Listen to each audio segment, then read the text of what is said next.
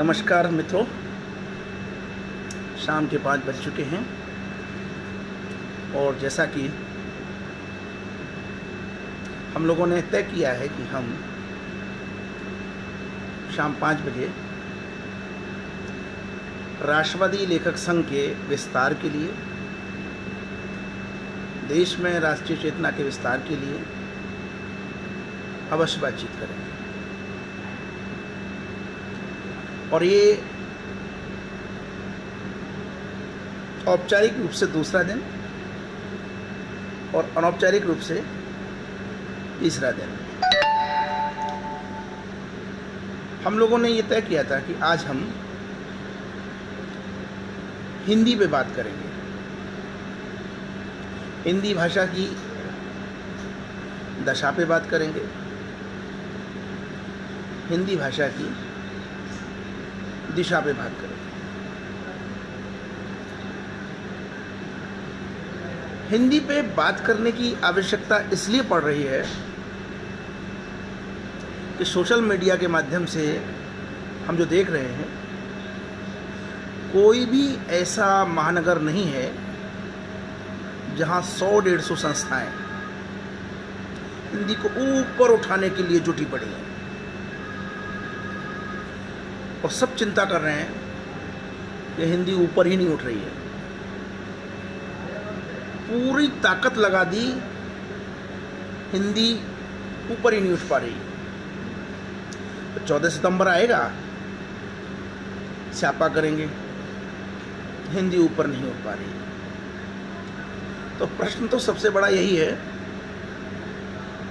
कि हिंदी कैसे ऊपर उठे, हिंदी अपना यथार्थ स्थान कैसे प्राप्त करे।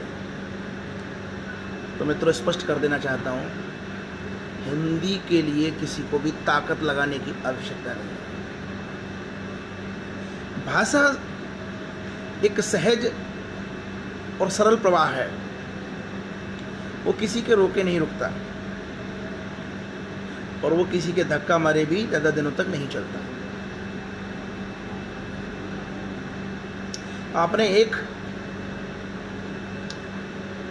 भाषा का नाम सुना होगा, उर्दू। अब जो उर्दू भाषा का जब आप नाम सुनते हैं तो ये भाषा क्या अलग भाषा है। एक उदाहरण से स्पष्ट करता हूँ। मुझे याद है कि आज से 10-11 साल पहले पाकिस्तान के पेशावर शहर में एक स्कूल पर आतंकवादियों ने हमला किया और वहाँ के छोटे छोटे छात्रों और अध्यापकों में उनकी हत्या की। तो टेलीविज़न पर जब रिपोर्टिंग हो रही थी तो मैं सुन रहा था, मुझे बहुत अच्छी तरह से याद है कि बच्चे रिपोर्टर्स को बता रहे थे कि वो लोग बंदूक लेके उधर से आए, आते ही उन्होंने तड़ातड़ गोलियां चलानी शुरू कर दी। मैं चौंक गया। ईरान के सीमा के निकट पाकिस्तान का एक शहर और वहाँ के बच्चे जो भाषा बोल रहे हैं वो कोई अलग भाषा नहीं थी, वो वही भाषा थी जो मैं बोलता हूँ, मेरे बच्चे बोलते हैं। वो वही भाषा थी जो पटना के लोग बोलते हैं, वो वही भाषा थी जो भागलपुर के लोग बोलते हैं। केवल लिपि अलग कर देने से भाषा का तत्व मर नहीं जाता, भाषा वही रहती है। और भाषा विज्ञान की दृष्टि से देखें तो इस समय विश्व में अगर सबसे बड़ी कोई भाषा है तो वो हिंदी है। इसलिए मित्रों, परेशान हिंदी के लिए होने की जरूरत नहीं है। ज़रूरत इस बात की है कि हम हिंदी वाले हिंदी की वस्तु स्थिति को समझें। शोर मचाने से आप हिंदी का कुछ भला नहीं कर रहे। सच बात यह है कि आप हिंदी से भी बनकर अपना भला करना चाहते हैं। तो मैं बातें करता रहूँगा, लेकिन जो स्क्रीन पे मुझे नज़र आ रहे हैं मैं उनके बारे में भी बता दूं। रमाशंकर पांडे जी नमस्कार कर रहे हैं, मेरा भी उन्हें नमस्कार है। राहुल पाठक जी ने मुझे नमस्कार किया, मेरा भी उन्हें नमस्कार है। अनुप कुमार वर्मा जी ने नमस्कार किया, उन्हें मेरा नमस्कार है। दीपांकर द्विवेदी ने नमस्कार किया, उन्हें भी मेरा नमस्कार है। आप लोग प्रश्न करिए और मैं कोशिश करूंगा कि जितना मैंने पढ़ा है, बूझा है, मैं आपके सामने रखूं। बहुत सुंदर, प्रांशु तिवारी, बहुत सुंदर, आपका भी स्वागत है। तो मैं बात हिंदी की कर रहा था। हिंदी वर्तमान में विश्व की सबसे बड़ी भाषा है। उज्बेकिस्तान जैसी जगह पे भी हिंदी को अच्छी तरह से समझा जाता है। अफगानिस्तान के ठीक बॉर्डर पे जो देश है, वहाँ पे भी हिंदी को बहुत अच्छी तरह से समझा जाता है। अफगानिस्तान के लोग हिंदी को अच्छी तरह से समझते हैं। और भारत में केवल तमिलनाडु को छोड़ दें,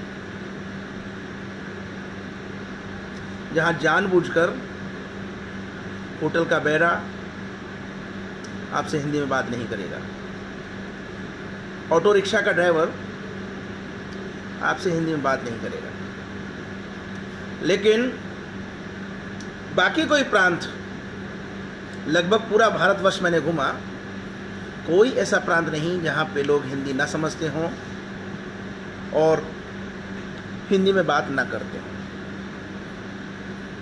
केरल, हमें कोई कठिनाई नहीं होती। कर्नाटक, हमें कोई कठिनाई नहीं होती। तेलंगाना, वहाँ तो हिंदी का दक्षिणी रूप ही बोला जाता है हैदराबाद के आसपास। आंध्र प्रदेश, कोई बहुत ज़्यादा कठिनाई नहीं। इसी प्रकार पूरब में, चाहे उड़ीसा हो, चाहे पश्चिम बंगाल हो, चाहे असम हो या पूर्वोत्तर के राज्य हों, बहुत ज़्यादा कठिनाई नहीं होती। तो हिंदी के लिए क्या होना चाहिए? क्या कोई कठिनाई है? तो बिल्कुल कठिनाई है। हिंदी केवल और केवल अभी तक शासकीय कामकाज की सम्मानजनक भाषा नहीं बन पाई है। और भारत में अंग्रेजी ने अपनी जड़ें इतनी मजबूत कर रखी हैं कि कहीं ना कहीं गांव में बसने वाले, हिंदी बोलने वाले, हिंदी में पढ़ने वाले लोग, वो अपनी मेधा के अनुसार केवल भाषाई कारण से अपना उचित स्थान नहीं प्राप्त कर पाते हैं। और बहुत सारी कोशिशों के बाद भी हम अंग्रेजी को अपने देश से नहीं हटा पाए हैं। सच बात तो यह है कि जो लोग अंग्रेजी में कामकाज करने लगे हैं, उनके लिए हिंदी एक गंवार भाषा है। तो हिंदी गंवार भाषा का जो मिथक है वो आज से नहीं है। आज मैं कुछ ऐसे तथ्य आपके सामने रखूंगा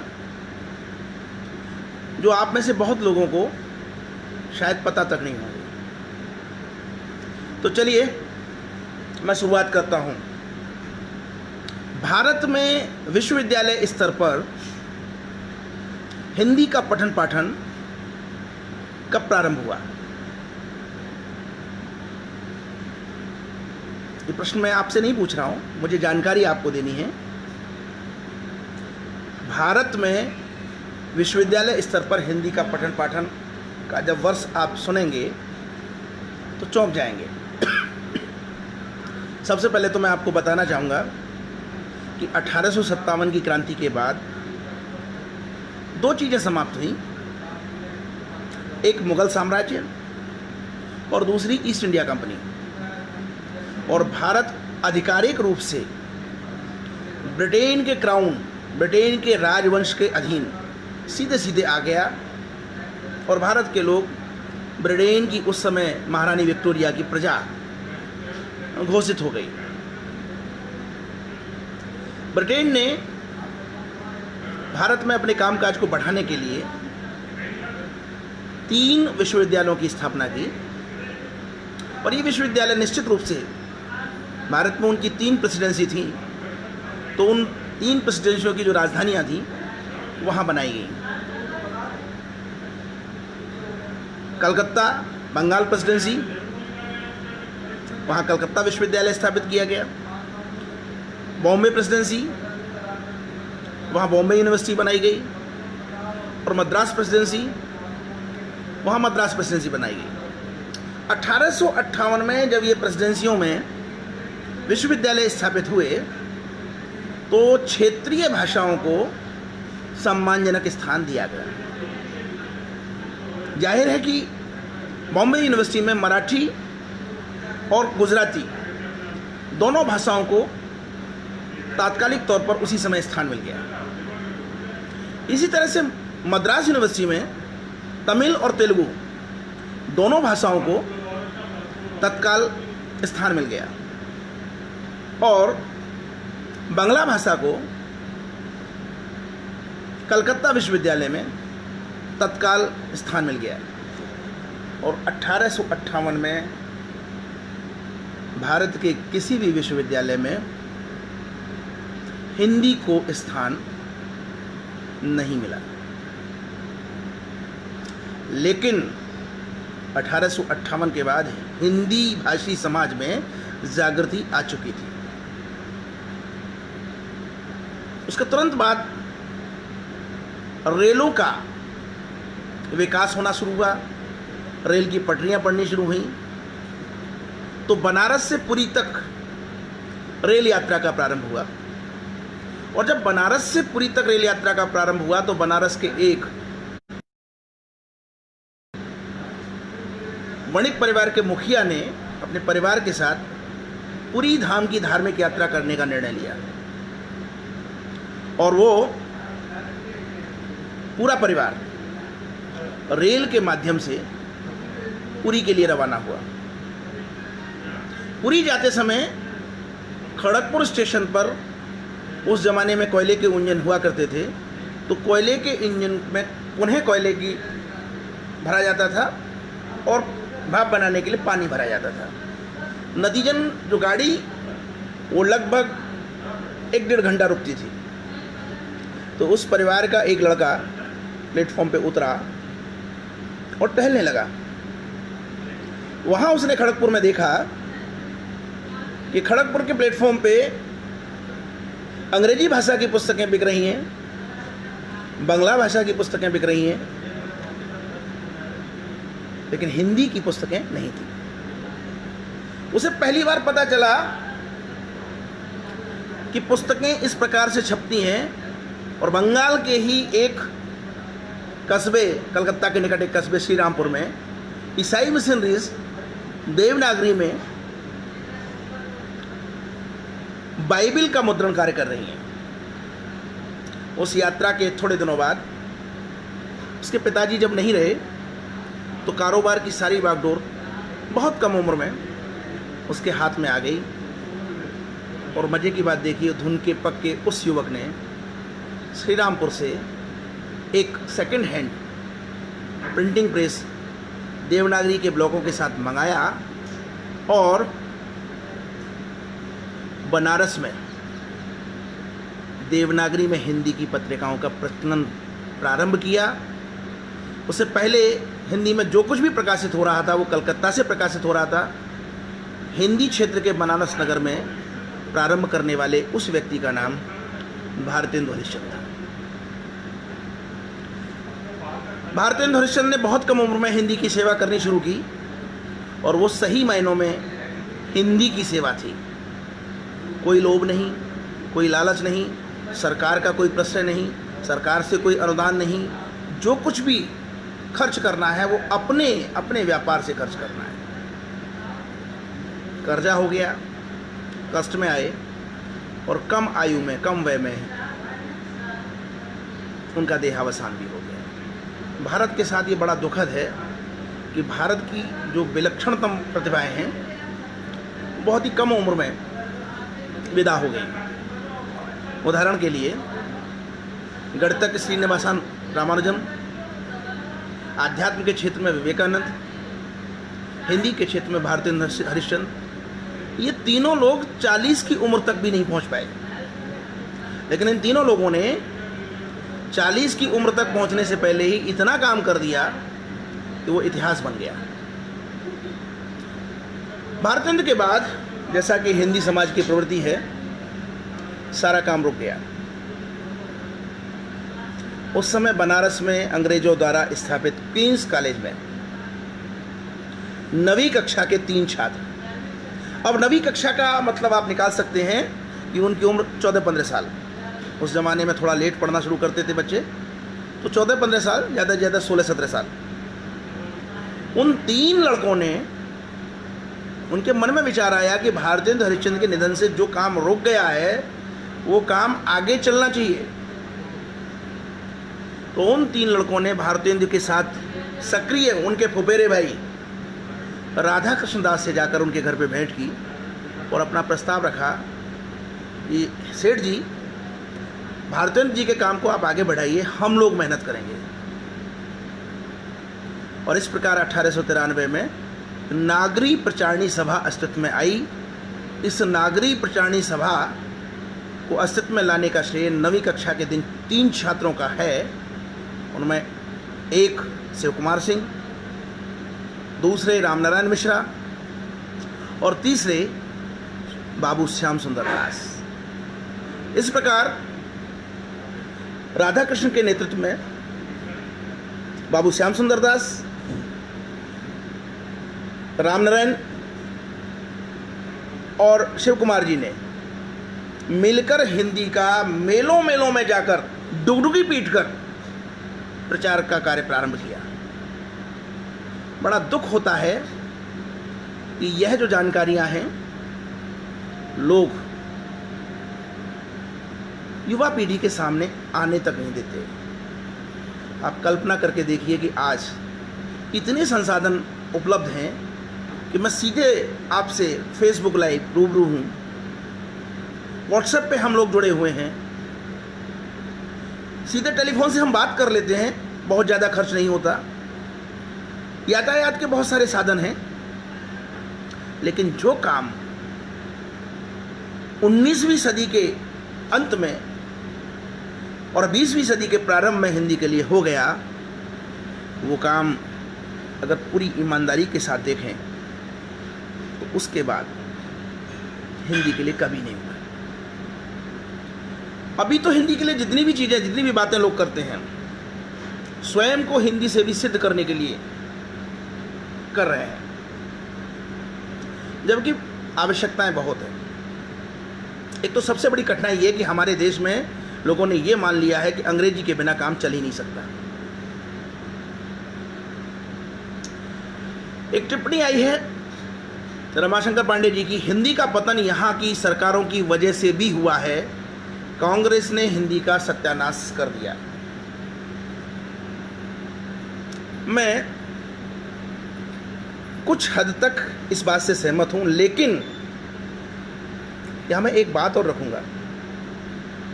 अटल बिहारी वाजपेयी जी लगभग 6 वर्ष प्रधानमंत्री रहे और हिंदी का प्रेमी उनसे बड़ा कोई नहीं हो सकता। वो भी हिंदी को स्थापित नहीं कर पाए। यह भी हमको विचार करना पड़ेगा पांडे जी कि अटल बिहारी वाजपेयी जी जैसा व्यक्ति आखिरकार हिंदी को स्थापित क्यों नहीं कर पाया। और छोड़िए,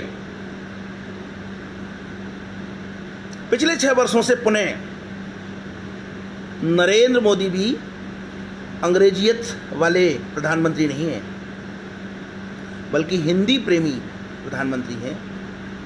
फिर भी हिंदी को वो स्थान नहीं मिल पा रहा है। कब तक हम कांग्रेस को गालियां देते रहेंगे? ठीक है, कांग्रेस अवसरवादी दल है और अपने तरीके से काम करता है, उसे अपने अवसरों की तलाश होती है, लेकिन पूरी तरह से हम कांग्रेस को दोषी बता दें, यह भी उचित नहीं है। मैं आज हिंदी पे जो दिशा और दशा पे जो बोलना चाहता हूं, मैं उन्हीं भ्रमों को दूर करना चाहता हूं कि सरकारें इसके लिए कारक नहीं होती। कारक होते हैं उस भाषा के बोलने वाले खुद। हिंदी के लिए जितनी धूर्तता हम हिंदी बोलने वाले करते हैं, हिंदी विरोधी भी नहीं करते। हिंदी विरोधी अपनी मातृभाषाओं को प्यार करते हैं। तमिलनाडु को लोग हिंदी का विरोध करते हैं, लेकिन अपनी मातृभाषा को प्यार करते हैं। मैं एक उदाहरण बताता हूं आपको। आप कभी एसी में यात्रा करिए, ट्रेन में, और जब ट्रेन में आप यात्रा करेंगे तो दक्षिण की तरफ वाली जो गाड़ियां हैं उनमें बैठ जाइए। एसी में ज़्यादातर संभ्रांत परिवार होते हैं, तो वहाँ आप देखेंगे अगर कोई तेलुगु भाषी परिवार बैठा है तो अपने वो बच्चों से अपनी मातृभाषा में बात करता हुआ नजर आएगा। अगर कोई तमिल भाषी परिवार बैठा हुआ है तो वो अपने बच्चों से तमिल भाषा में बात करता हुआ नजर आएगा।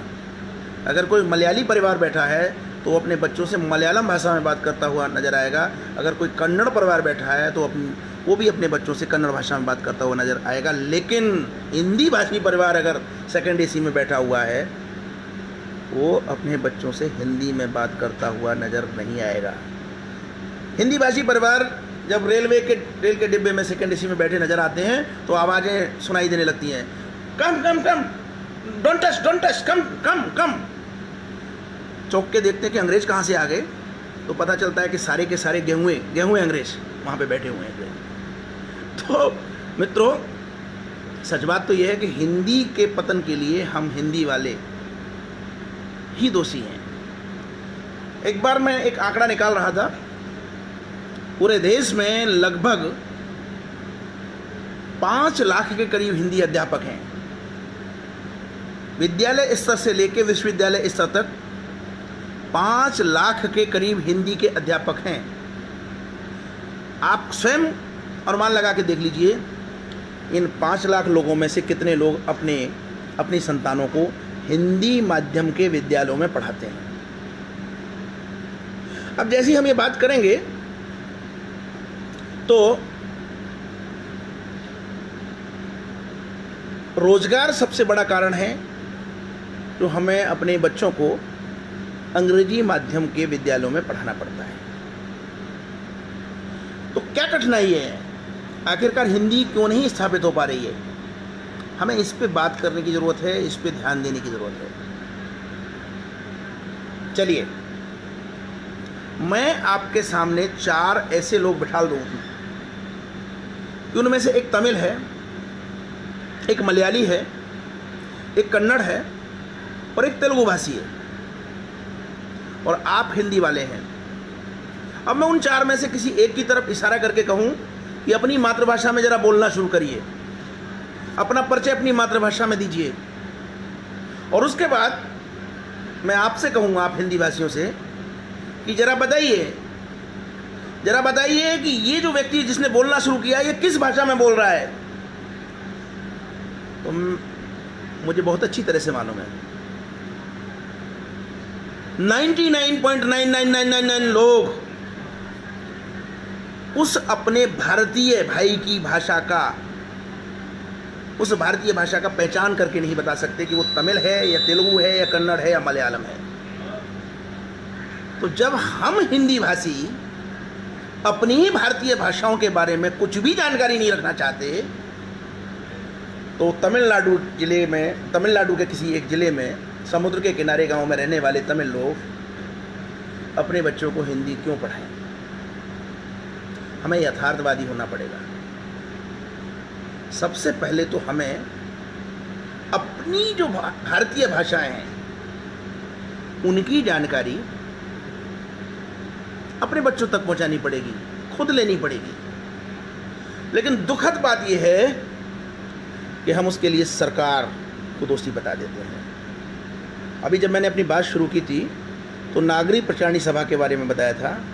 मैं सिर्फ इतना जानना चाहूँगा, आप लोग सोचिए, विचार करिए कि इस नागरिक प्रचारणी सभा को सरकार की तरफ से क्या मदद मिली, सरकार ने क्या किया उसके लिए।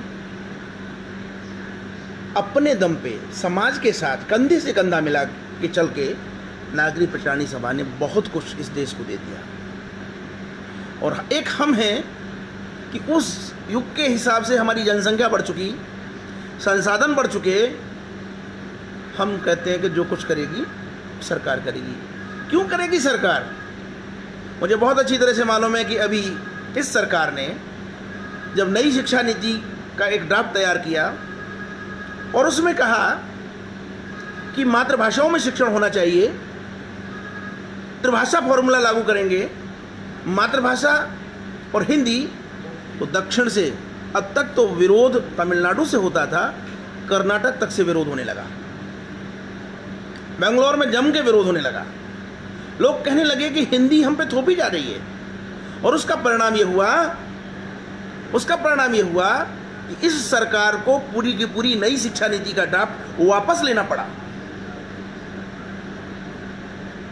तो मित्रों, सबसे पहले तो हमें धैर्य के साथ अपनी भारतीय भाषाओं के साथ सामंजस्य स्थापित करना पड़ेगा। जब तक हम अपनी अन्य भारतीय भाषाओं के साथ सामंजस्य स्थापित नहीं करेंगे, हम अपनी मातृभाषाओं को अंग्रेजी के विरुद्ध खड़ा नहीं कर सकते। अब आइए एक और पहलू कि आखिरकार हम हिंदी वाले कितने धूर्त हैं। स्पष्ट रूप से हम हिंदी वाले धूर्त हैं। क्या आप मुझे बता सकते हैं कि हमने सारी इतिहास की पुस्तकें प्राचीन काल में जितनी भी हैं, चाहे वो संस्कृत की हों, चाहे वो फारसी की हों, चाहे वो तुर्की की हों, चाहे वो अरबी भाषा की हों, या फिर इंग्लिश की हों, अंग्रेजी की हों, या बताइए कि या हमने उन सारी पुस्तकों का हिंदी अनुवाद करके और पूरे देश में उनका प्रसार किया? अरे जो पुराने ग्रंथ हैं, उन पुराने ग्रंथ पे कोई कॉपीराइट एक्ट लागू नहीं होता।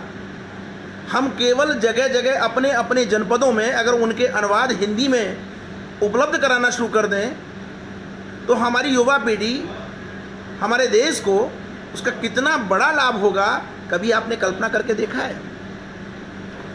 क्या हमारे विज्ञान जैसे विषय अभी हमारी मातृभाषाओं में, दक्षिण में तो फिर भी बहुत अच्छा काम हुआ है, लेकिन हिंदी में क्या विज्ञान जैसे विषयों की जो पाठ्य सामग्री है वो हिंदी में अच्छे ढंग से उपलब्ध है?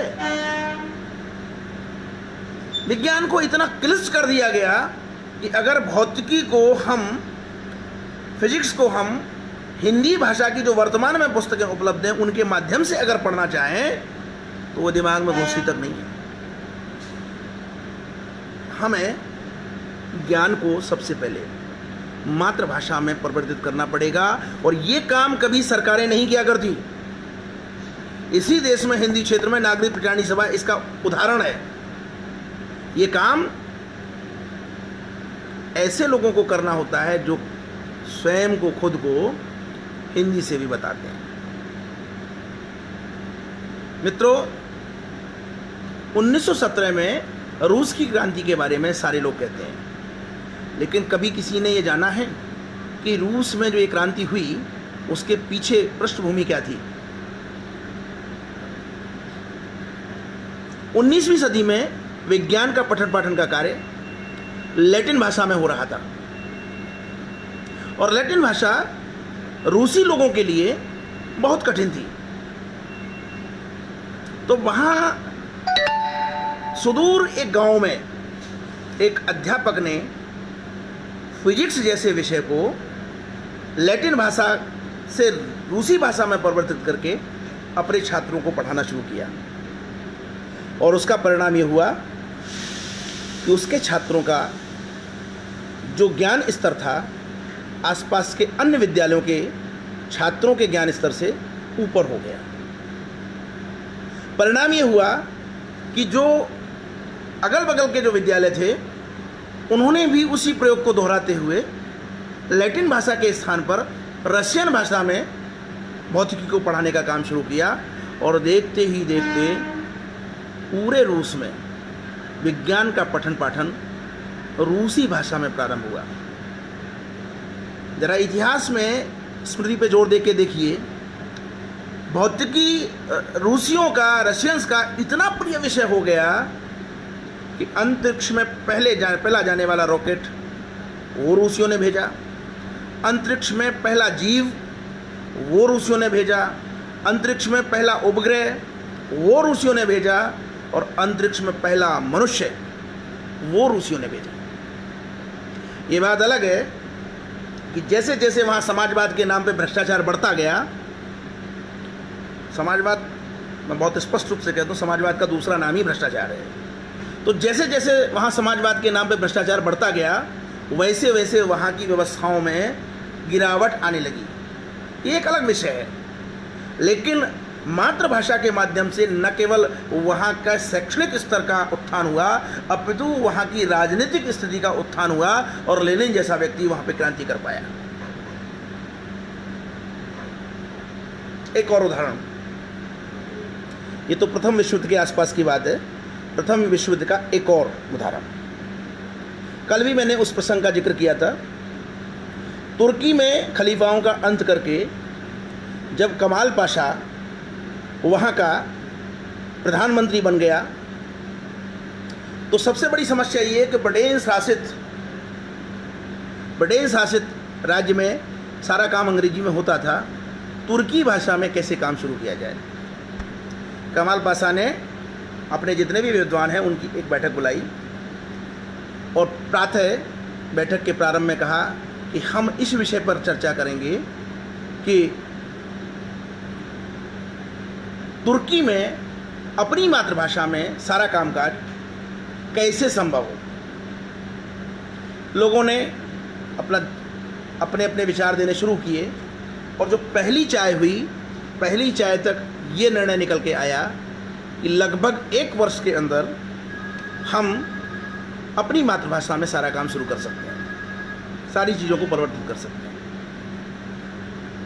चाय के बाद पुनः कमाल पाशा ने कहा कि 1 वर्ष का समय बहुत होता है, और मैं चाहता हूँ कि इस समय को थोड़ा कम किया जाए। पुनः विचार विमर्श प्रारंभ हुआ, और अंततः लंच होने से पहले ये निर्णय हुआ कि यदि हम 8 घंटे की बजाय 16 घंटे काम करेंगे, डबल काम करेंगे, तो इस काम को हम 6 महीने में पूरा कर सकते हैं। और लंच होते होते जो 1 साल की अवधि थी वो घट के 6 महीने रह गई, कि 6 महीने में हम मातृभाषा में सारा काम प्रारंभ कर देंगे। लंच के बाद कमाल पाशा ने कहा कि मुझे अपने विद्वानों पे बड़ा भरोसा है।